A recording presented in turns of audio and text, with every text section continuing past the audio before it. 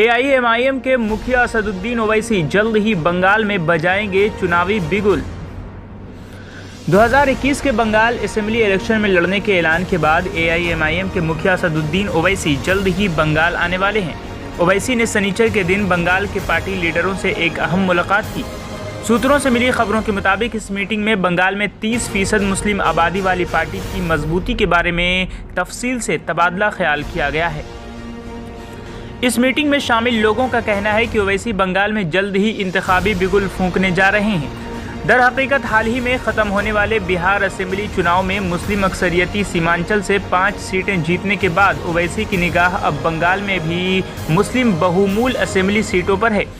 वाज़ेह हो कि Bengal assembly election में 6 महीने से भी कम समय बाकी रह गया है। एआईएमआईएम जो बंगाल में पहली बार इलेक्शन लड़ने जा रही है, सिर्फ अहम सीटों पर ही फोकस करेगी। ख्याल किया जाता है कि ओवैसी की पार्टी एआईएमआईएम पश्चिम बंगाल की मुस्लिम अक्सरियती ज़िलों में जैसे मुर्शिदाबाद, मालदा, उत्तर दिनाजपुर, नॉर्थ और साउथ 24 परगना के मुस्लिम बहुमूल वाले सीटों पर अपने उम्मीदवार खड़ा करेगी। सियासी तज्जियाकारों का कहना है कि 294 असेंबली नशिस्तों वाली बंगाल की 120 असेंबली सीट पर मुस्लिम कम्युनिटी का अहम किरदार है। पार्टी ज़राए के मुताबिक ओवैसी ने बंगाल के कुछ इलाकों में अपनी पार्टी रहनुमाओं से तंजीम की मजबूती के बारे में राय तलब की है। दरअसल बंगाल में CAA NRC मुखालिफ मुजाहिरे के दौरान एआईएमआईएम भी बहुत सरगर्म थी, लेकिन एंटी NRC आंदोलन में तोड़ फोड़ और हंगामा के बाद कई एमआईएम नेताओं को पुलिस ने अरेस्ट कर लिया था और तब से एमआईएम बंगाल में बैकफुट पर आ गई है। हाल ही में अनवर पाशा और सैफुल्लाह खान जैसे एमआईएम के बड़े नेता एमआईएम छोड़कर ममता बनर्जी की पार्टी का दामन थाम चुके। बंगाल की पूरी टीम सदर साहब से मिलना चाहती थी, मसरूफियत की वजह से वक्त नहीं मिल रहा था, क्योंकि 5 से 6 महीने में बंगाल में इंतखाब होने जा रहे हैं। तो उस चुनाव के मद्देनजर सभी डिस्ट्रिक्ट से लोग सदर साहब के पास अपनी अपनी विधानसभा की रिपोर्ट लेकर हाजिर हुए थे। सदर साहब को पूरी लिस्ट बनाकर दे दी गई है, पूरी समीक्षा होगी उसकी। उसके बाद में सदर साहब ये फैसला लेंगे कि हमें कितनी सीट पर चुनाव लड़ना है।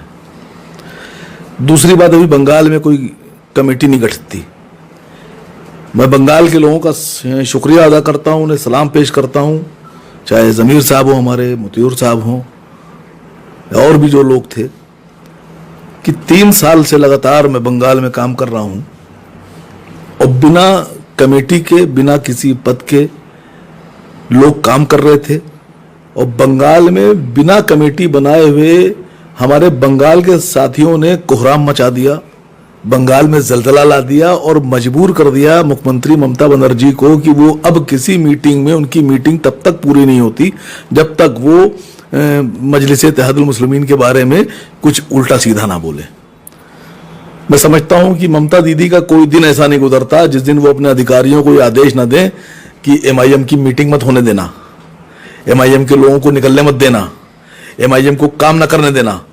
ये हमारी कामयाबी है, मजलिस की कामयाबी है, और हमारे तमाम उन बंगाल के कार्यकर्ता जो मोहब्बत करते हैं, उन लीडरान की ये हमारे कैद की कामयाबी है जो उन्होंने ममता को मजबूर कर दिया बिना टीम बनाए।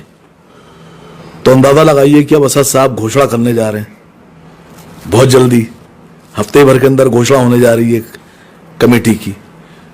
तो जो लोग बिना कमेटी के ममता जी की नींदें हराम किए हुए हैं, वो कमेटी बनने के बाद ममता जी का क्या हाल करेंगे तो अल्लाह मालिक है। वहीं पार्टी के बहुत से धड़े ऐसे हैं जिनको पहले इकट्ठा होना होगा।